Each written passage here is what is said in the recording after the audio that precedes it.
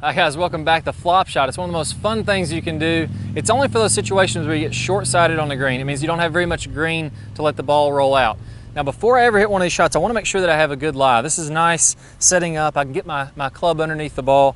If this ball was setting down in the grass, kind of like that, right against the turf, I can't really get down and underneath the ball. I wouldn't want to go for that type of a shot for a flop shot. So I got to have a pretty decent lie. It doesn't have to be perfect, but you know, it's got to be sitting up with a little bit of grass underneath it. Now I'm going to start with my stance. I want to go ahead and I want to open my feet a little bit. Opening this front foot, if this was dead square, it's going to be in the front of my stance. My stance is going to be slightly open. And the reason for this is that's going to let that club slide right underneath the ball. I'm also going to open my face completely. So if I'm looking at my leading edge, as I put it up in front of my body, I'm going to have that about 45 degrees open if I'm looking like this. And as I set that to the ground, there's really not much loft on this face at all. And I'm going to go ahead and re-grip the club. What I don't want to do, and I used to do this when I first started trying to hit flop shots, take my normal grip and then I'd try to open it with my body by doing this and leaning back. Well, now that's going to get me grounding out behind this ball, and I'm liable to hit the ground, have the club bounce up into the back of the ball, and then that thing just shoots off across the green, which is obviously not a lot of fun. You'll be needing to hit 2 or 3 of these things if you keep doing that.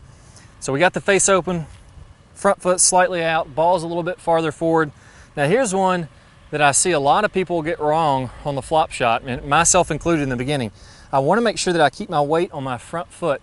If I have my weight on my back foot, what's going to happen again is I'm going to ground out behind this ball. I want to go ahead and have my weight on my front foot. That way I can ensure that I'm smacking the turf underneath this golf ball. I really want to be nice and aggressive and swing through it. And I'm going to ensure that I'm not just going to decelerate, slide through it, or not get clean contact. So my weight's kind of left. I'm going to get a little bit of extra knee bend.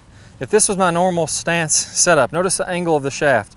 I'm going to go ahead and drop down a little bit. What that does is that helps me to add a little bit more loft to the club, get that ball to launch a little bit higher.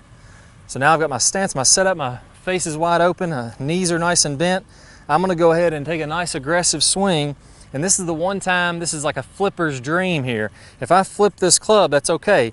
I'm adding loft to the club, letting that loft come back toward me, toward my body, and that's only going to get more and more loft. What I don't want to do is compress that golf ball like we want to do on a normal shot, because that thing's going to take off too low and compressed. So now that I've got all my pieces, I'm going to work through these checkpoints, be nice and aggressive.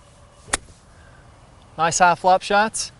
You guys will be able to hit those shots that amaze your friends. All right guys, hope y'all really enjoyed this video, but I got a great bonus for you. If we want to be really good at golf, we want to have tons of speed, have a lot of fun, really start cranking that ball, we got to have a lot of lag and then release that lag to get tons of speed. I've got my #1 lag video. I'm going to play a preview of that here in a second. If you want to click the link that pops up on your screen, if you're on a computer, if you're on a tablet, a mobile device, you're going to need to click the iCard. You'll get instant access to that full video, plus you're going to get 5 videos for my top speed golf system. Good luck to you guys. Good luck with that lag. Go out there, crush the ball, have some fun. I'll see you in the lag video. Hi guys, and welcome back. I'm Clay Ballard, and in today's video, we're going to talk about one of the absolute worst drills for creating lag. It's a very common drill that I see. And in this drill, what we're going to do is we're going to set the wrist very early to create an angle of lag, and then we're going to try to hold this throughout the swing.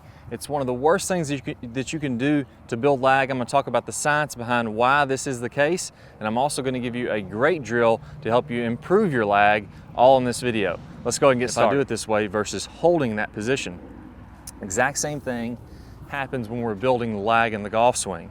So what we want to do is throughout the swing, I want to have a very low and wide takeaway. So I'm not going to set my wrist early at all. If you look at a lot of the top players, you look at Adam Scott, very wide takeaway, not very much wrist set at all. You look at Rory McIlroy, look at Tiger Woods. All these players are using a wide takeaway and not getting very much wrist set, so that later in the swing, as we start down, we can increase this wrist set, and we're really only going to max out this angle of lag for a split second in the downswing. Okay, so a 3-step drill here. Now, as we get started with this, I want to remind you that the fulcrum in this golf club for getting a massive amount of lag is right at the end of the golf club. This is where I want my hinge point to be.